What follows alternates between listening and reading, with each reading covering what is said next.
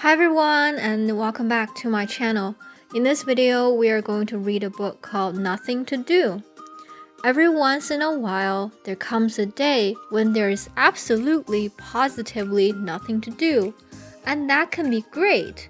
When there is empty space on the calendar, there is time to walk barefoot in the grass, build a fort, catch fireflies, make snow angels, explore, read, imagine, and much, much more.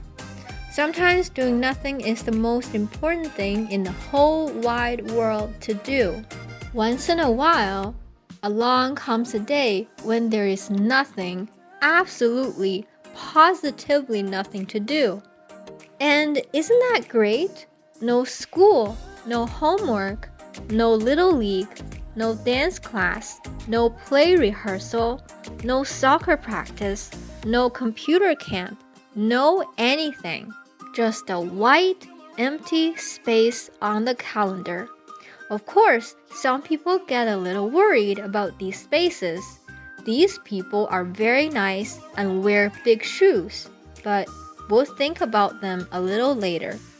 But what do you do when there's nothing to do?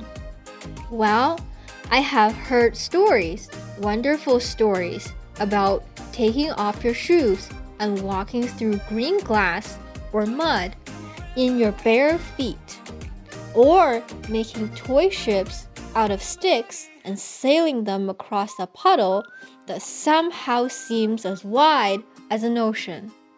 I've heard about lying on your back and watching clouds turn from dinosaurs into crocodiles, into dragons, into bears, into butterflies, into clouds. Or lying on your stomach, watching an ant carry something 3 times bigger than he is, while you wonder, how can he do that? And what do ants eat for breakfast that makes them so strong?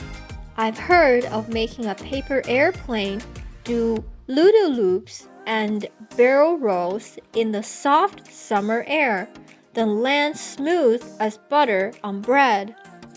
Or building a fort, a secret place where no one can see you because you can't see them, and surviving for hours on peanut butter sandwiches and lemonade.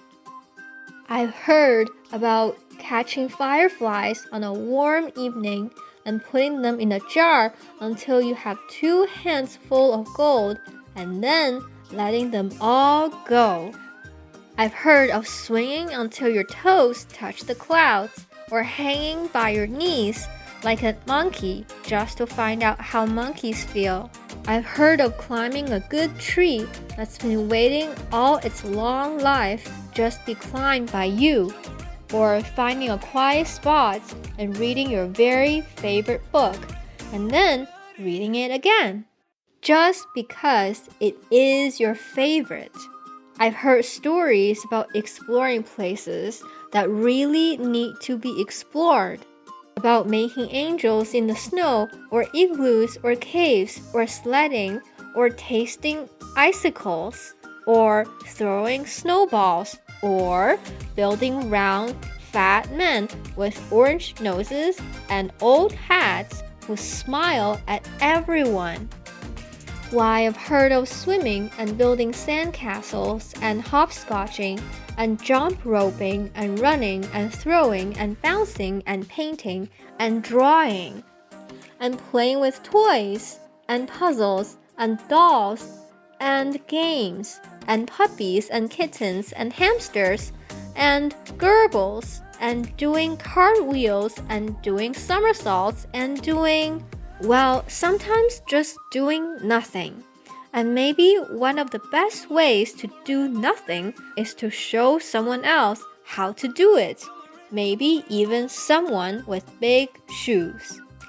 Just to remind them that sometimes doing nothing is the most important thing in the whole wide world to do.